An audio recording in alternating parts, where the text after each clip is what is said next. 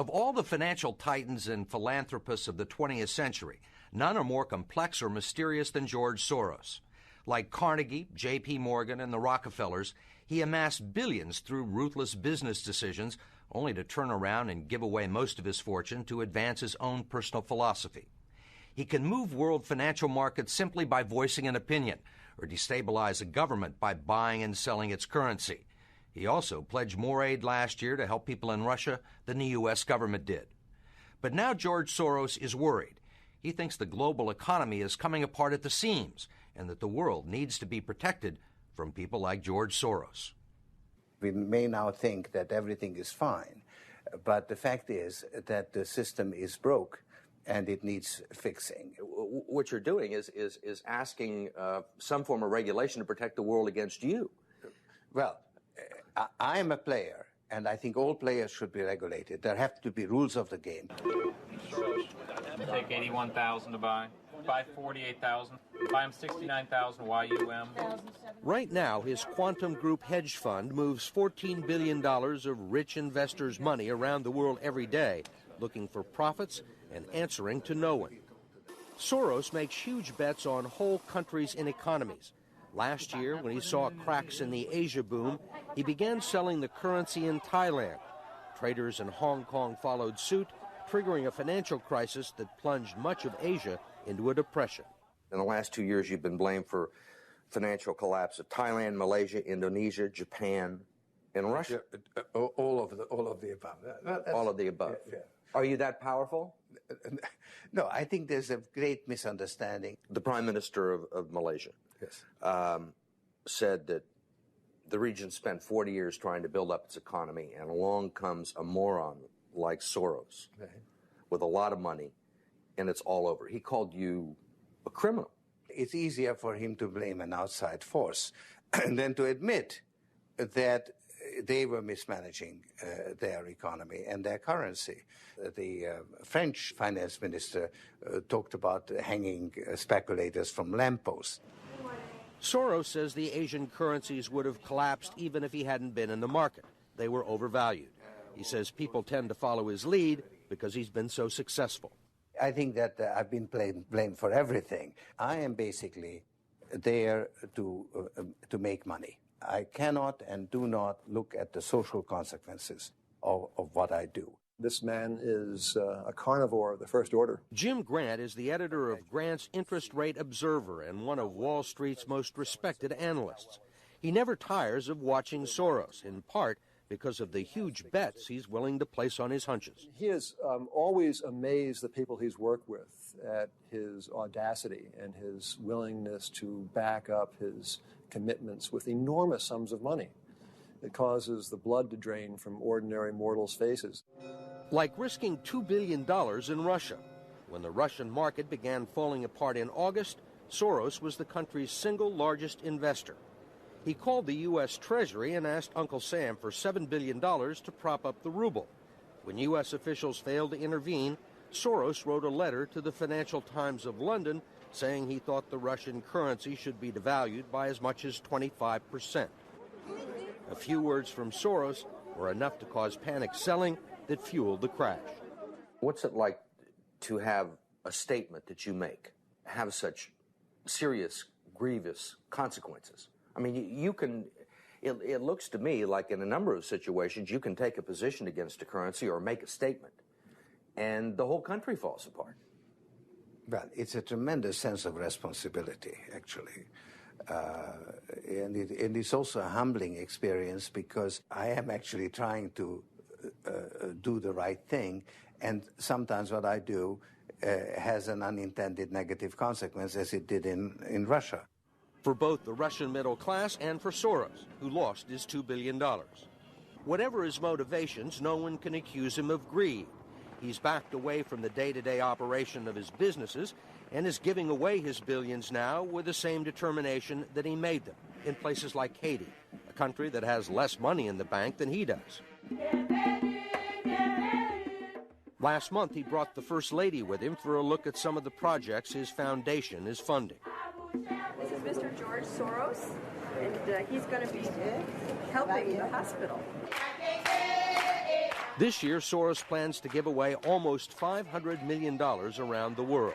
In Bosnia, when the water supply to Sarajevo was cut off at the height of the siege, it was Soros who wrote a check to jury-rig a pipeline through an abandoned highway tunnel.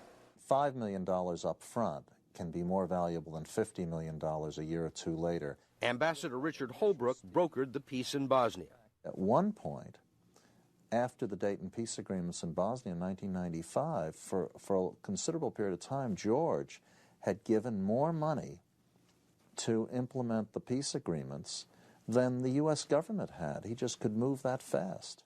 In Russia, he pledged $100 million to help scientists who might otherwise have sold their expertise to bidders like Iran or Iraq. In Eastern Europe, he's educated a new generation. And in Ukraine, he spent millions retraining the old Soviet military. At the center of George Soros, there's an inherent contradiction. Which is, on one hand, you're the capitalist who does not care about the social consequences of his act, and on the other hand, you are a philanthropist who cares only about social consequences. How do you resolve the two? Recognizing that as a competitor, I've got to compete to win. As a human being, I am concerned about the society in which I live.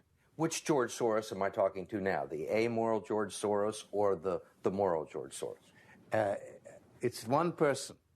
It's one person who at one time engages in amoral activities and at the rest of the time tries to be moral. To understand the complexities and contradictions in his personality, you have to go back to the very beginning, to Budapest, where George Soros was born 68 years ago to parents who were wealthy, well-educated, and Jewish. When the Nazis occupied Budapest in 1944, George Soros' father was a successful lawyer. He lived on an island in the Danube and liked to commute to work in a rowboat. But knowing there were problems ahead for the Jews, he decided to split his family up. He bought them forged papers, and he bribed a government official to take 14-year-old George Soros in and swear that he was his Christian godson. But survival carried a heavy price tag. While hundreds of thousands of Hungarian Jews were being shipped off to the death camps, George Soros accompanied his phony godfather on his appointed rounds, confiscating property from the Jews. These are pictures from 1944 of what happened to George Soros's friends and neighbors. You're a Hungarian Jew who escaped the Holocaust by posing as a Christian. Right. And you watched lots of people get shipped off to the death camps. Right. I was 14 years old. And I would say that that's when my character was made. In what way? That one should think ahead, one should understand and anticipate events, and one is threatened. It was a tremendous threat of evil. I mean, it was a very personal experience of evil.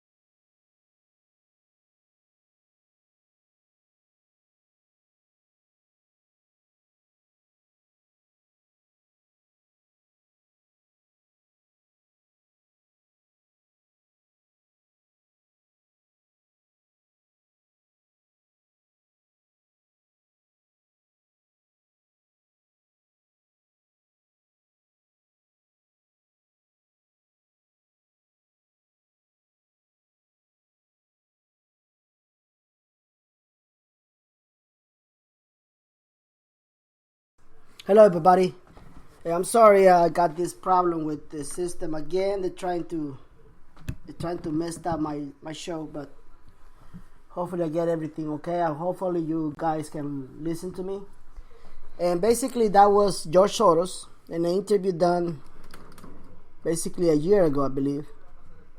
And as you can see, if you can realize, George Soros is immediately connected and involved in the currencies.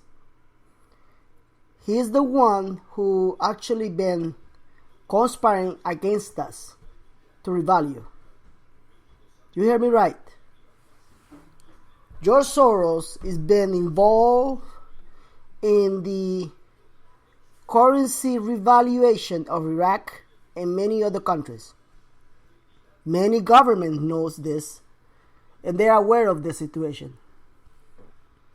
He's the number one reason why we have an exchange. George Soros. And now the Bilderberg Group has announced the replacement of David Rockefeller. And just happened to be the one and only George Soros. The one man and God, the master of chaos in the world. He's the one who's been investing millions of dollars against Donald Trump, against the new order, and against many things to happen. That was him, George Soros. That is him, the one who's doing all this crap. So we are in a bad situation. Were we expecting this big announcement, to tell you the truth? No.